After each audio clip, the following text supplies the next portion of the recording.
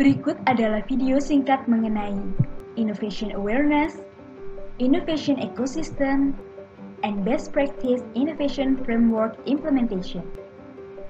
Perusahaan yang akan survive bukanlah perusahaan yang paling besar atau perusahaan yang pintar, melainkan perusahaan yang mampu beradaptasi dengan cepat terhadap perubahan-perubahan yang terjadi. Contoh perubahannya adalah perubahan regulasi, kompetisi, dan bahkan customer-nya sendiri pun dapat berubah. Perusahaan yang memiliki kemampuan beradaptasi dengan cepatlah yang akan survive. Sebagai contoh perusahaan Kodak. Perusahaan tersebut merupakan perusahaan besar dan sudah lama beroperasi. Akan tetapi, karena perusahaan tersebut tidak beradaptasi terhadap perubahan digital, akhirnya perusahaan tersebut tutup. Contoh lainnya adalah perusahaan Nokia. Nokia merupakan perusahaan yang besar dan inovatif. Masa-masa keemasannya adalah sekitar tahun 1980, lalu terus berlanjut 1990, lalu tahun 2000, sampai menjelang tahun 2010. Banyak varian handphone yang dirilis oleh perusahaan tersebut. Bahkan segmentasi pasarnya pun beragam. Mulai dari handphone yang sederhana dan murah dengan kisaran harga di bawah 1 juta rupiah, sampai dengan handphone yang mahal yang digunakan di daerah pedalaman yang sinyalnya masih kuat. Biasa digunakan oleh teknisi-teknisi. Namun pada akhirnya, Nokia pun runtuh. Bukan karena tidak inovatif, akan tetapi kreasi dan inovasi produk yang dilakukannya tidak relevan. Ketika semua beralih ke smartphone, Nokia masih menggunakan pola teknologi handphone yang lama, sehingga perusahaan tersebut akhirnya runtuh. Beberapa tahun kemudian, perusahaan ini mencoba untuk bangkit kembali dengan merilis smartphone. Akan tetapi, hal yang dilakukannya sudah terlambat. Karena perusahaan pesaing Nokia dahulu yang lebih kecil daripada Nokia, sekarang sudah menjadi perusahaan besar mengalahkan Nokia. Hal ini merupakan contoh bahwa perusahaan besar pun dapat tutup bukan karena tidak inovatif, melainkan tidak relevan. Berikut adalah S-curve untuk produk life cycle. Terdapat sumbu X dan sumbu Y. Pada sumbu X terdapat version and time, artinya versi dari suatu produk dan waktu yang dibutuhkan oleh sebuah produk sampai dia ke maturity atau decline. Dan pada sumbu Y terdapat revenue and product. Bagaimana produk tersebut mengenerate revenue untuk perusahaan. Semua produk atau services akan mengalami fase awal atau early adoption. Jadi, bagaimana pasar menerima atau tidak produk tersebut? Jika respon pasar baik, dia akan pelan-pelan tumbuh. Namun, tumbuhnya pun ada masanya, sampai pada satu titik yang kita sebut maturity point. Titik ini memiliki makna di mana produk sudah mulai matang, namun kita tetap harus berhati-hati. Karena hal ini merupakan indikasi untuk bersiap menerima kenyataan bahwa produk ini sudah stagnan dan daya pasar sudah melemah. Sehingga pelan-pelan akan menurun menuju titik plateau atau decline.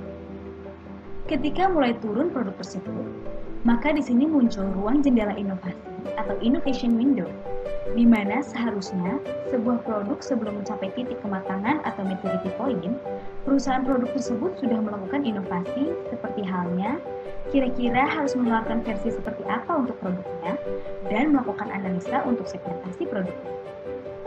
Sehingga ketika produk dari titik maturity perlahan menurun menuju titik decline, maka produk barunya sudah siap untuk launching dan masuk ke fase early adoption. Lalu kemudian perlahan tumbuh kembali, lalu naik menuju titik maturity atau menuju titik decline, dan kembali ke ruang inovasi. Hal tersebut terus-menerus terjadi. Inilah siklus yang terjadi pada sebuah produk. Dapat kita lihat bahwa inovasi sangat diharuskan untuk perusahaan agar bisa survive, sehingga perusahaan tersebut dapat bertahan. Terdapat 3 hal yang disampaikan oleh pebisnis dan juga seorang analis asal Belanda yang bernama Arie de Geus dengan judul Only Paranoid Will Survive. Yang pertama adalah usia rata-rata perusahaan yang termasuk dalam Fortune 500 dari lahir sampai mati hanya 40-50 tahun. Penelitian juga menemukan perusahaan yang berusia lebih dari 200 tahun. Kedua, kebanyakan korporasi mati prematur, sebagian besar sebelum ulang tahunnya yang ke-50. Ketiga, kebanyakan kematian disebabkan oleh ketidakmampuan untuk belajar. Mereka tidak mampu beradaptasi dan berubah seiring perubahan dunia di sekitarnya. Terdapat 3 model framework inovasi. 1. Institut Inovasi. Untuk mengembangkan potensi karyawan dalam berinovasi yang berujung pada terciptanya budaya inovasi. Ekosistem hampir sepenuhnya dilakukan dengan sumber daya internal. 2. Co-creation. Perusahaan bekerja sama dengan pihak eksternal atau startup untuk pengembangan inovasi. Proses ini akan lebih efisien dari sisi produk atau servis, tapi menjadi tidak efektif untuk pengembangan kompetensi karyawan dalam berinovasi. 3. Inovasi terbuka. Perusahaan membuka akses seluas-luasnya terhadap pihak eksternal untuk menggunakan research perusahaan dalam pengembangan inovasinya. Proses inovasi bisa lebih cepat, namun tidak terciptanya budaya inovasi perusahaan. Terdapat strategi inovasi yang terdiri dari tesis inovasi, yaitu bagaimana perusahaan memandang ke depan mengenai perusahaannya, dan portofolio inovasi, yaitu proyek-proyek yang akan dilakukan oleh perusahaan.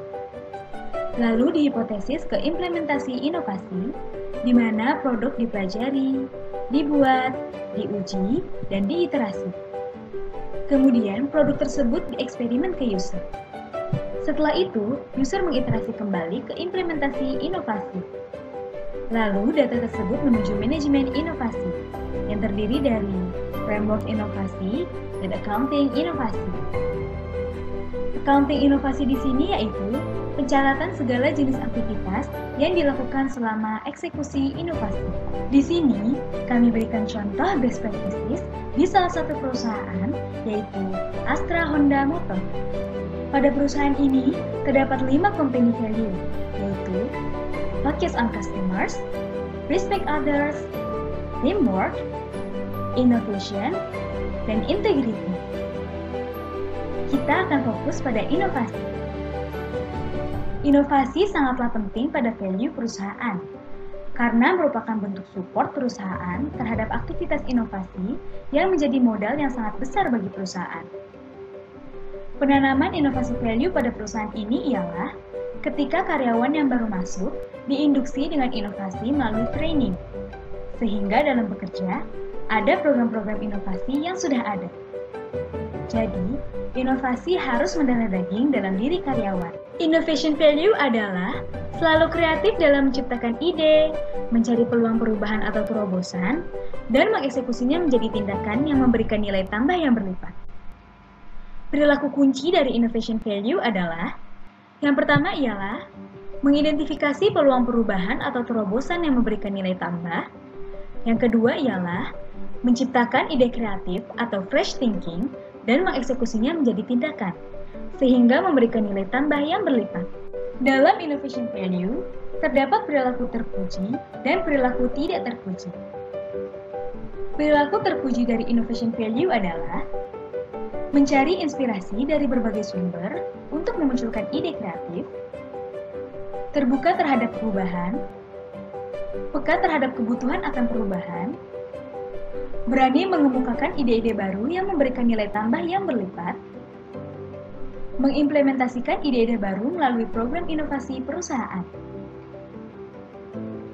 Perilaku tidak terpuji dari innovation value adalah mengabaikan proses kerja lain yang terkait dengan area kerjanya, membatasi diri untuk belajar hal-hal baru, berpuas diri terhadap kondisi saat ini, menghadapi masalah dan tantangan sebagai hambatan, dan melakukan perubahan yang tidak sejalan dengan tujuan organisasi. Selanjutnya ialah contoh best practice dari framework inovasi. Perusahaan Astra Honda Motor atau AHM memiliki 4 aktivitas utama, yaitu competition, training, mentoring, dan monitoring.